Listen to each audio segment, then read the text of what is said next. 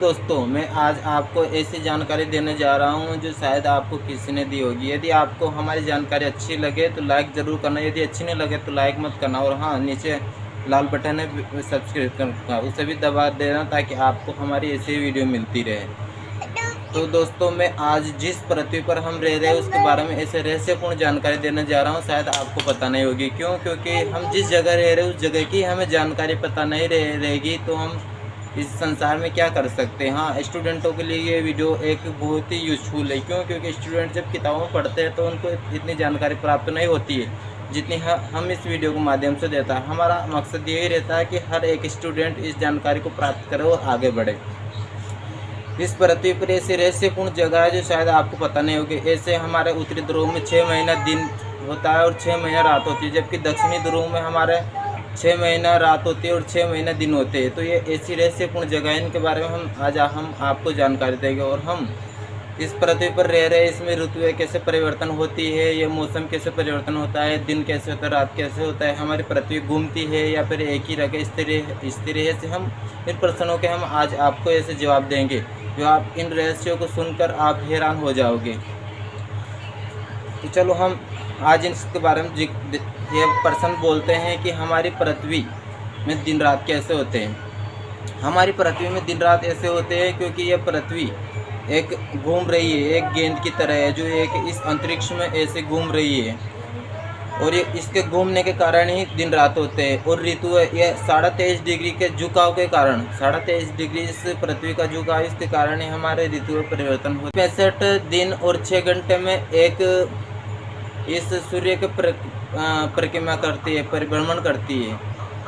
इसी कारण ये एक वर्ष होता है। और आती है तो इसमें 12 महीने होते हैं। अब ये 12 महीने होते हैं तो जब पृथ्वी अपने जनवरी माह में सूर्य के बहुत ही नज़दीक यानी कि ऊपर चली जाती है, ऊपर जाने के कारण ये 23.5 डिग्री के झुकाव के कारण अपने शीत ऋतु का प्रारंभ होता है। जनवरी यानी कि 21 जनवरी के लगभग ये अपने सबसे छोटे दिन प्रारंभ हो जाते हैं और रातें बड़ी हो जाती है।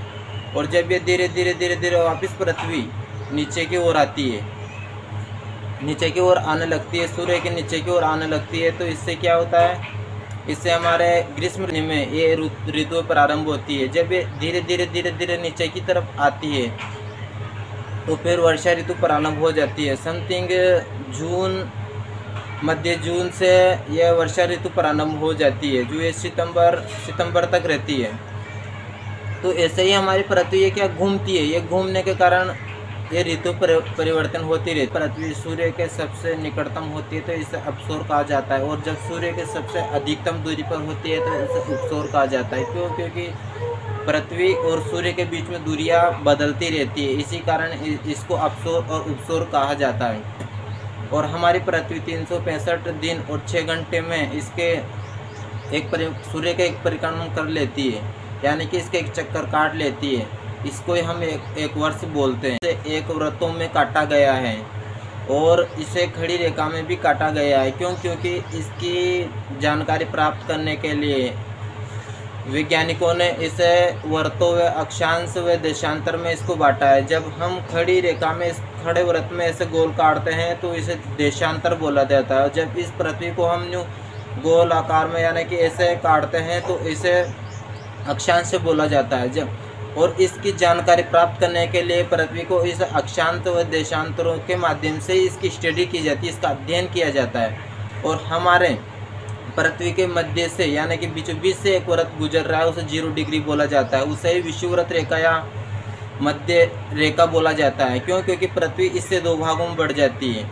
इसमें जब इसके नीचे उतरते तो नीचे के वृत्त में हम जब जाते हैं तो इसे मकर रेखा के रूप में यानी कि 23.5 डिग्री के लगभग इसे मकर रेखा को नाम दिया गया। और इसमें जो क्षेत्र होता है बहुत ही अच्छा क्षेत्र होता है। इसमें हर वर्ष वर्षा होती रहती है। क्यों? इसमें पेड़ पौधे भी बहुत अच्छे रहते हैं। जैसे हमारे एशिया में हम भारत में आते हैं। भारत एक विषुववृत्तीय रेखीय देश है। क्यों? क्योंकि यह हमारे मध्य से गुजरने वाले अक्षांश से जस्ट ऊपर की ओर है। और अफ्रीका महाद्वीप ऐसा महाद्वीप है जिसमें तीनों रेखाएं यानी मकर, कर्क और मध्य रेखा तीनों गुजरती हुए देश एक प्राकृतिक दृष्टि से, एक सौंदर्य की दृष्टि बहुत ही अच्छा है। क्यों? क्योंकि इसमें हमारा तापमान अत्यधिक होने के कारण इस क्षेत्र में पेड़ पौधे हरे भरे होते हैं, और पेड़ पौधे हरे भरे होने के कारण यहाँ पर विविध प्रकार के जीव जंतु पाए जाते हैं। और हमारे दक्षिणी महाद्वीप में भी बहुत ही अच्छे हरे भरे पहाड़ और पेड़ पौधे हैं। क्यों? क्योंकि